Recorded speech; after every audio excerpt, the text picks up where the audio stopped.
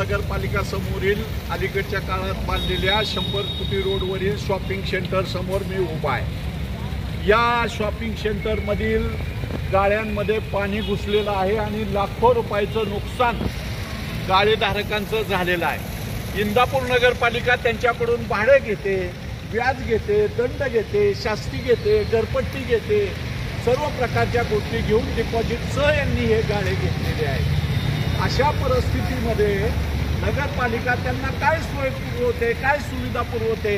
आज जे हे नुकसान झालेलं आहे या नुकसानीला कोण जबाबदार आहे? माझी नगरपालिकेकडे मागणी आहे की इंदापूर नगरपालिकेच्या मालकीचे जे गाळे आहेत त्यांचं गळल्यामुळे नुकसान झालेलं आहे, लाईटमुळे नुकसान झालेलं आहे किंवा गाळ्यामध्ये पाणी गेल्यामुळे नुकसान झालेलं आहे, या सगळ्या नुकसानीची जबाबदारी इंदापूर नगरपालिकेने स्वीकारली पाहिजे आणि त्यांना नुकसान भरपाई दिली पाहिजे।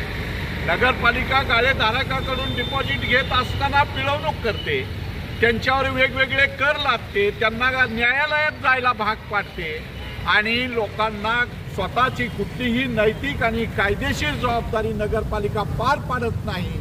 अशा या नगरपालिकेचा आम्ही निषेध करतो आणि गाळेधारकांना लवकरात लवकर न्याय मिळावा, त्यांची नुकसान भरपाई मिळावी अशी आम्ही जाहीर मागणी करतो।